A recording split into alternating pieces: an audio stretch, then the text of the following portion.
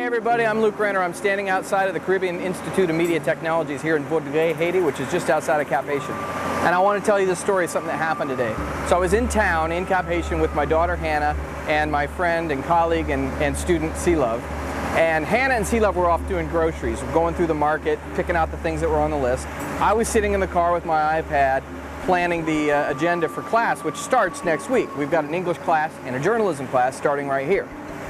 Anyway, right when the ladies got back and started to load up the car, I look up, and right outside my window, I thought I saw a ghost. I don't know if you remember, but a couple of weeks ago, I was tweeting about this kid who lived and worked on the street. He actually lives at home with his mom, but he spends so much of his time on the streets, I sort of say he lives there because he's always there. But he wasn't there, and we found out that something awful had happened. He had been hired by a blanc, which is sort of a white person or a wealthy person, to watch their car while they went in to eat. So he was doing that when a bigger kid came by, broke into the car, stole a laptop. Sony couldn't stop him. His name is Sony. And then basically he split. He ran because he was in fear for his life from the police and anyone else who might retaliate, thinking that he stole this laptop. I was crying like a baby the day that I found out that he was gone. We didn't know where he was. We didn't have a way to get a hold of him. And today, I look up, and standing right outside of my window was Sony. I was so excited that I threw him in my car, sort of, and, well, I just want to show you. Come with me. I have to enter the super secret code, so you can't watch me. La, la, la, la, la, la. It worked. That's good. Come on. C-Love's filming, by the way. Everyone say hi to C-Love. You can enter. Watch your step. Okay, now we're safely locked inside. Gonna go down the hallway. C-Love's being a steady cam right now. Over here to the door at the CIMT, Caribbean Institute of Media Technologies. Come here, I want you to see this. Right down here is Sony.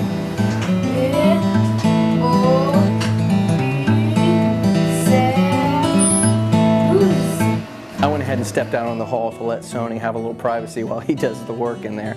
But I wanted to tell you why he's here right now. When I saw him out my window, I decided right away, I gotta buy this kid lunch and just celebrate him and let him know how much he was missed. So we went to lunch, and while we were there, we were kind of just making small talk. And I asked him at one point, I said, Sony, how do you spell your name? And he stopped, and it became quickly aware that Sony had no idea how to spell his own name. So we helped him figure out how to spell it, and then I asked him, Sony, how old are you? And he said he was 13.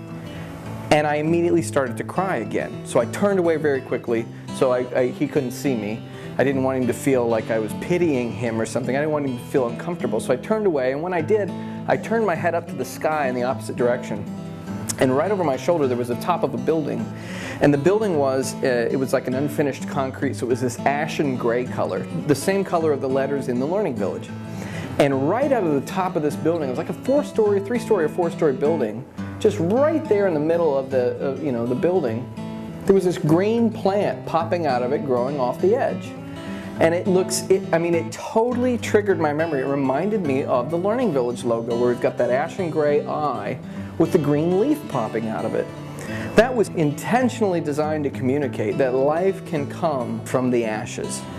And it was just an affirming moment where I realized the Learning Village is right, it's important, it has to happen, we must continue forward. So right when I saw that, I knew we've got to bring Sony into the CIMT. I've got to sit him down at a computer, and I got to start showing this kid the alphabet so he can start learning. So he's in there watching the Creole alphabet right now, and he's learning how to spell his own name at 13 years old. What you see in that room is what we want to do down at that street center. He's literally the kid that was the inspiration for the street center. Not some other kid or a kid like him. Sony was the inspiration. It's why I cried so much when he turned up missing. So literally, kids could come right off the street, just right here, through this gate, and then pass just over this way, walking under these trees, up through the porch, and then into the main house. We've been trying to negotiate the price on the house. Originally it was $1,000 a month, so just for renting the house for a year it was going to be $12,000 for the year. And I saw the house and it needs a lot of work, and so we finally said, you know what, we don't want to pay $1,000 a month. This is for kids. We want to try and see if we can get it for $600 a month. So we put in that counter offer, $600 a month. And the representative came back to us and said, we would definitely consider that if you would do it for 2 years. This room here, I envisioned how cool this would be with the computer workstations in here. The kids could just literally come from the gate right in here and start learning. So for $14,400, we could secure that house for 2 years.